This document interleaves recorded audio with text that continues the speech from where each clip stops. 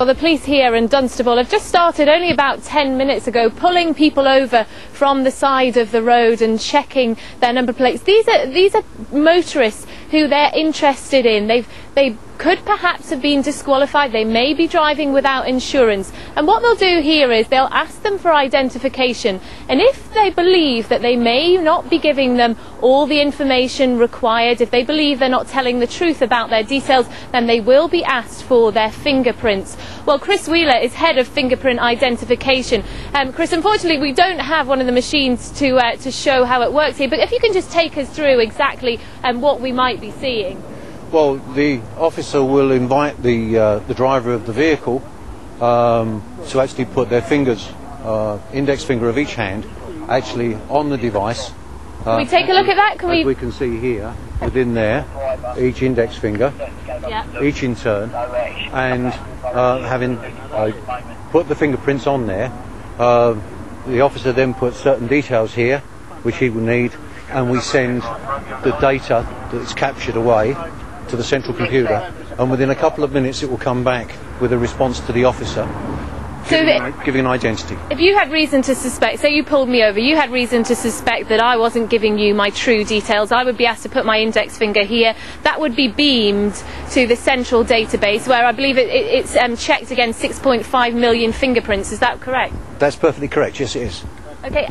Some people would say, God, it's like Big Brother, isn't it? How much data are the police going to collect on us? Are you going to store these fingerprints? This data is not kept at all.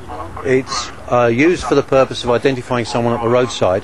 That machine does contain data while it's being used, but once we finish using the machine for this tour of duty, it's cleared down completely. In fact, if you're really concerned as a member of the motoring public, the officer will actually delete your details while you're there, because he won't need them anymore once he has your identity confirmed. And as we understand it, at the moment, you can't be compelled to give your fingerprint by the roadside. However, this is a bit of a grey area, because if you say no, if you refuse the police your fingerprint, and they still have reason to suspect you're not telling the truth, then they can arrest you and take you in and take your fingerprint anyway. So it seems that you don't have that much choice, really. Well, I think you hit the nail on the head with the suspicion that the officer has. The officer will have suspicion for a variety of reasons. That's why you will have been stopped in the first place. All this is doing is confirming your identity at the roadside. It enables us, having confirmed your identity, to deal with you, and it might mean that you're not arrested, you're not taken to the police station, the officer is free to carry out further duties. That might save you 3 or 4 hours of your time. Just briefly, how much time is this saving police? Well, it's a considerable amount of time on each occasion it's used. Early reports indicate use in the past few days where we've dealt with incidents within 10 to 15 minutes that otherwise would have taken 2 officers up to 3 hours to deal with.